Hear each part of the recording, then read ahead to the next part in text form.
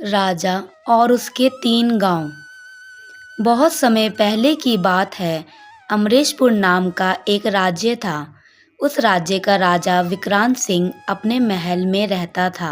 वह न्यायप्रिय था, परंतु वर्षों से राजमहल की दीवारों और मंत्रियों की बातों के बीच ही जी रहा था। एक दिन उसके मन में विचार आया। मैं रोज महल में बैठकर सुनता हूँ कि जनता खुश है, पर क्या वास्तव में ऐसा है? क्यों ना मैं स्वयं जाकर देखूं कि मेरे गांवों में क्या हो रहा है। इसलिए राजा ने साधारण कपड़े पहने, गहने और मुकुट उतार दिए और एक सामान्य यात्री बनकर निकल पड़ा। एक एक करके राजा कई गांवों में गया। पहला गांव, हंसी का रहस्य। राजा जब पहले गांव पहुंचा तो उसने देखा कि वहां हर कोई मुस्कुरा रहा है। खेतों में काम करने वाले किसान, बच्चे जो तालाब के पास खेल रहे थे, यहाँ तक कि बूढ़ी दादी भी चूल्हे पर रोटियां सेकते हुए हंस रही थी। राजा को बड़ा अचंभव हुआ। उसने एक किसान से पूछा। भाई, तुम्हारे पास तो ज़्यादा पैसा भी नहीं है, फिर भी तुम इतने खुश क्यों रहते हो? किसान हंसते हुए बोला। यात्री बाबू, हमारे पास एक अनोखा नियम है। इस गांव में रोज शाम को हर घर का कोई ना कोई सदस्य चौपाल पर मजाक सुनाता है। अगर कोई दुखी भी होता है तो हंसी के बीच उसका दुख आधा हो जाता है। राजा ने सोचा। सचमुच केवल संपत्ति नहीं, बल्कि खुशी बांटना ही सबसे बड़ा खजाना है।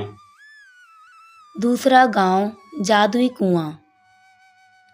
आगे बढ़ते हुए राजा दूसरे गांव पहुंचा। वहां बीच में एक बहुत पुराना कुआं था। लोग सुबह सुबह कतार लगाकर वहां पानी भरने आते थे। लेकिन राजा ने देखा कि लोग सिर्फ पानी ही नहीं, बल्कि अपनी बातें भी कुएं में फुसफुसाते हैं। राजा ने एक महिला से पूछा। तुम लोग कुएं में बातें क्यों करते हो? महिला मुस्कुराई। ये साधारण कुआं नहीं है यात्री बाबू। कहा जाता है कि इसमें सुनने का वरदान है। अगर कोई अपना दुख इसमें कह दे तो उसका दिल हल्का हो जाता है, और अगर कोई अपनी इच्छा इसमें बोल दे तो पूरा गांव मिलकर उस इच्छा को सच करने की कोशिश करता है। राजा ने सोचा। कितना अद्भुत है! अगर हर जगह लोग एक दूसरे की इच्छाओं और दुख को सुने तो शायद कभी झगड़े ही ना हों। तीसरा गांव, पेड़ों की अदालत। राजा तीसरे गांव पहुंचा तो वहां एक विशाल पीपल का पेड़ देखा।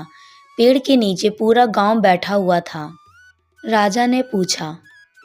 यहाँ इतना जमावड़ा क्यों है? एक बुजुर्ग ने बताया। यात्री बाबू, यहाँ कोई भी विवाद होता है तो हम अदालतों के बजाय इस पेड़ के नीचे सुनवाई करते हैं। सबकी राय सुनी जाती है और फिर गांव के मुखिया लोग तय करते हैं कि सही क्या है। पेड़ को हम गवाह मानते हैं, क्योंकि यह सैकड़ों सालों से हमारे साथ खड़ा है। राजा चकित रह गया। उसने देखा कि एक किसान और एक चरवाहे का विवाद चल रहा है। पेड़ की छांव में सभी ने मिलकर न्याय दिया और विवाद पल भर में समाप्त हो गया। राजा मन ही मन सोचने लगा। मेरे महल में जहाँ महीनों तक मुकदमे चलते हैं, वहाँ इन गांव वालों ने एक पेड़ की छांव में सारा न्याय कर दिया। कुछ दिन गांव-गांव घूमने के बाद राजा अपने महल लौट आया। अब उसे सच्चाई समझ आ गई थी। प्रजा की असली ताकत उनके खेत, उनका धन या उनका महल नहीं है। असली ताकत है मिलजुल कर जीना, एक दूसरे का दुख बांटना और न्याय करना। राजा ने आदेश दिया कि राज्य भर में हंसी की चौपालें हों, हर गांव में इच्छाएं सुनने के लिए कुएं या सभा बने, और न्याय की प्रक्रिया सरल और सभी के सामने हो। धीरे धीरे अमरेशपुर ऐसा राज्य बन गया जिसकी मिसाल दूर दूर तक दी जाने लगी।